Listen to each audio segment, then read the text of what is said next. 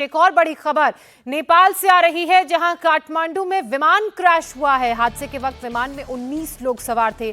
काठमांडू से पोखरा ये विमान जा रहा था और उड़ान भरने के दौरान ही क्रैश हो गया। ये तस्वीर क्रैश साइट की हम आपको दिखा रहे हैं। दरअसल एक और दुखद विमान हादसा काठमांडू में हुआ है, जब एयरपोर्ट से त्रिभुवन एयरपोर्ट से विमान ने टेक ऑफ किया। उसी दौरान टेक ऑफ के बाद ही विमान क्रैश हो गया। हालांकि क्रैश का कारण क्या रहा ये जांच के बाद पता चलेगा, लेकिन सबसे पहले वहां जो भी कैजुअल्टीज हुई हैं उन नंबर्स को पता लगाने की कोशिश की जा रही है। लोगों को वहां से निकालने और बचाने की कोशिश की जा रही है। काठमांडू की तस्वीरें आप देख रहे हैं, ये वही क्रैश साइट है जहां विमान क्रैश होने के बाद गिरा है। ये एक्सक्लूसिव तस्वीर इंडिया टीवी पर इस वक्त आप देख रहे हैं। दरअसल काठमांडू के त्रिभुवन एयरपोर्ट से विमान ने टेक ऑफ किया था, जाना इसे पोखरा था, और उसी दौरान जैसे ही टेक ऑफ किया विमान हादसे का शिकार हो जाता है। हालांकि क्रैश क्यों हुआ, कारण क्या रहे, वो जांच का विषय है। लेकिन इस वक्त मौके पर भारी संख्या में जो रेस्क्यू की टीमें हैं वो मौजूद हैं। रेस्क्यू ऑपरेशन को अंजाम दिया जा रहा है, लोगों को बचाने की कोशिश की जा रही है। अगर विमान क्रैश की बात करें तो ये वो रूट है जहां इससे पहले भी विमान क्रैश हुए हैं।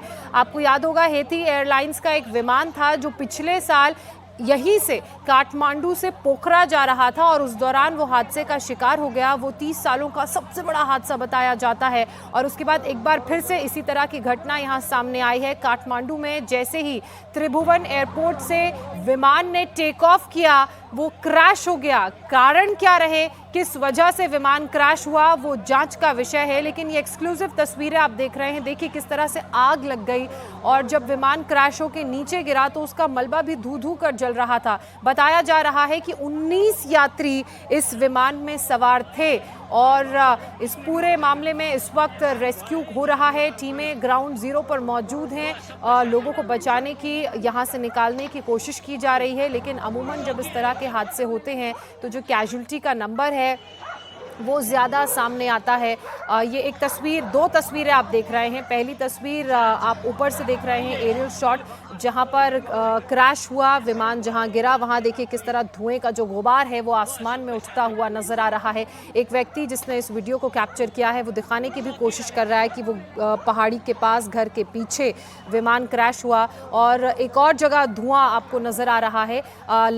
इस तस्वीर को देखकर ऐसा लग रहा है कि विमान के अलग अलग जगह पर हिस्से गिरे हैं। अब दूसरी तस्वीर आप देख रहे हैं जिसमें जो रेस्क्यू की कोशिश को अंजाम दिया जा रहा है। भारी संख्या में टीमें मौजूद। नीतीश चंद्रा मेरे सहयोगी इस वक्त जुड़ चुके हैं। नीतीश, कैसे क्रैश हुआ, क्या जानकारी मिल रही है? नीतीश, देखिए अभी शुरुआती जानकारी जो मिल रही है उसमें यह बताया गया है विमान में 19 लोग सवार थे और जो तस्वीरें वहां से आ रही हैं वो बता रही हैं कि बड़ा भीषण हादसा है ये, क्योंकि जहां पर गिरा है वहां पर आग की लपटें नजर आ रही हैं। 19 लोग सवार थे, अभी तक सिर्फ ये जानकारी मिल पाई है। धीरे धीरे कुछ और जानकारी आएंगी इस प्लेन हादसे के बारे में कि आखिर इसमें जो लोग सवार थे कहीं उसमें कोई भारतीय तो सवार नहीं था। फिलहाल ये हादसा जो है, नेपाल में इस तरह के विमान हादसे पहले भी होते रहे हैं और इस तरह की जो घटनाएं हैं वो नेपाल में ज़्यादा देखने को मिलती है। और एक बार फिर नेपाल से ऐसी खबर आई है जिसमें प्लेन हादसे की खबर आई है। भीषण हादसा है ये और आग की लपटें जिस तरह से जल रही हैं वो बता रहा है कि एक बड़ी घटना है ये और निश्चित रूप से इसमें किसी के बचने की कोई गुंजाइश नज़र नहीं आती है। और उड़ान भरते समय ये विमान हादसे का शिकार हुआ है।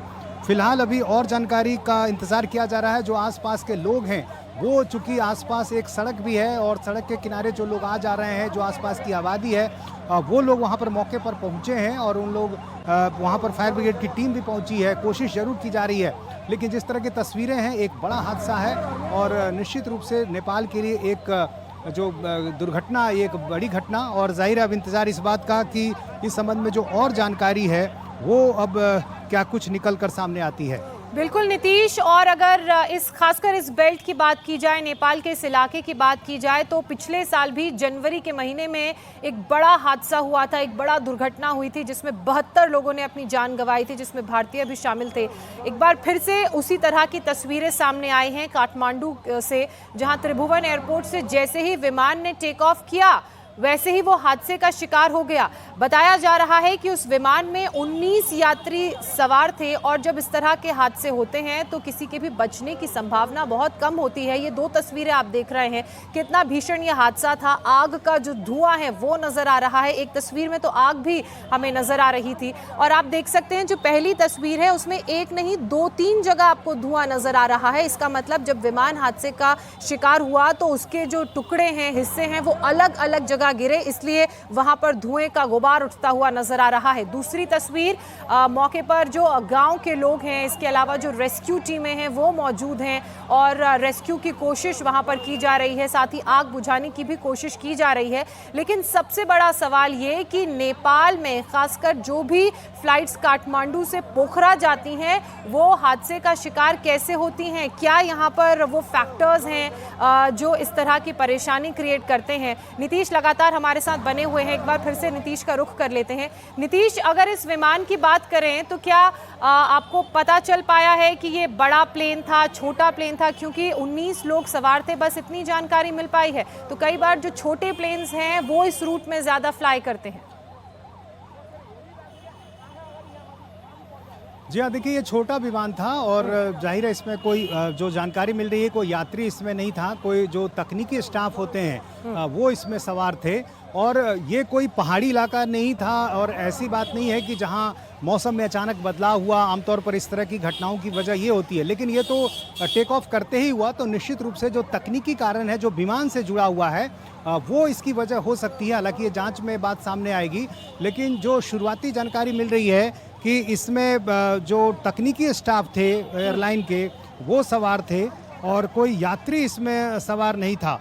और इसके बारे में जो घटना की पुष्टि जो की है एयरपोर्ट से जुड़े जो अधिकारी हैं वो इस बात की जानकारी दे रहे हैं कि इसमें 19 लोग जो सवार थे वो तकनीकी टीम से जुड़े हुए थे और फिर भी टेक ऑफ करते ही यदि विमान हादसे का शिकार हुआ है तो निश्चित रूप से इसकी जो वजह है वो विमान से जुड़ी हुई होगी, कोई दूसरी वजह नहीं हो सकती है। और ठीक कहा आपने कि नेपाल में जो इस तरह के हादसे हैं अक्सर होते रहे हैं, उसमें जांच टीम भी बनती है और उसमें कई बातें भी सामने आती हैं, लेकिन इसके बाद भी फिर हादसों का जो सिलसिला है वो रुकता नहीं है। और नेपाल में खासतौर से जो पोखरा का इलाका, हालांकि विमान पोखरा की तरफ जा रहा था, अभी पोखरा पहुंचा नहीं था, पोखरा का इलाका निश्चित रूप से पहाड़ियों वाला इलाका है, वहाँ पर मौसम के बदलने और तमाम दूसरी बातें हो सकती हैं। लेकिन ये विमान टेक ऑफ करते ही चूंकि हादसे का शिकार हुआ है तो निश्चित रूप से इसमें जो तकनीकी वजह है वो इसके लिए जिम्मेदार होगी। बिल्कुल नीतीश, और तस्वीरें भी हम देख रहे हैं, चूंकि मौसम का भी आपने जिक्र किया, ये तस्वीरें बता रही हैं कि मौसम वहां पर साफ था, वेदर जो है